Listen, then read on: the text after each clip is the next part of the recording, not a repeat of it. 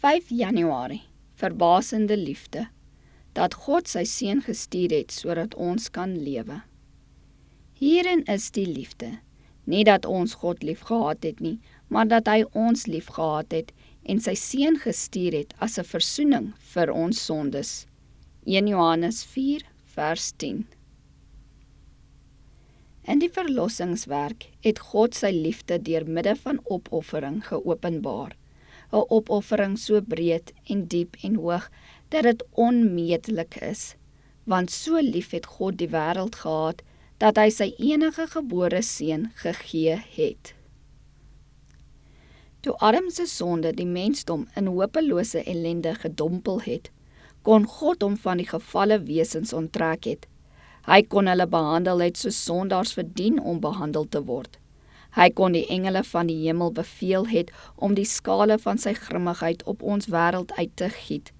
Hy kon hierdie donker klad uit sy heelal verwyder het, maar hy het dit nie gedoen nie. Bleks dat hy hulle uit sy teenwoordigheid verban het, het hy nog nader aan die gefalle mensdom gekom. Hy het sy seun gegee om been van ons been en vlees van ons vlees te word. Die woord het vlees geword en het onder ons gewoon, vol van genade en waarheid. Deur sy verwantskap aan die mensdom het Christus hulle nader aan God getrek. Hy het sy goddelike aard met die gewaad van menslikheid beklee en so aan die hemelse heelal, aan die sondelose wêrelde, bewys hoe lief God die mensekinders het. Die gawe van God aan die mens is onskatbaar. Niks is teruggehou nie. God sou nie toelaat dat daar gesê word dat hy meer kon gedoen het of aan die mensdom 'n groot mate van liefde kon openbaar het nie. Deur Christus te gee, het hy die ganse hemel gegee.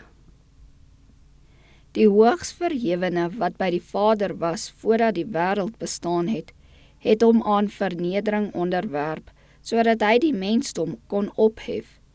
Die profesie trek die sluier oop, sodat ons die troon van die hemele kan aanskou, en op daardie troon, hoog en verhewe, een kan sien wat in die gedaante van 'n mens na ons wêreld gekom het, om terwille van ons ongeregtigheid te ly en gegesel en verbrysel te word. So het God sy liefde vir die mensdom bewys. Saam met Christus het hy die ganse hemel gegee, sodat die morele beeld van God in die mens herstel kon word.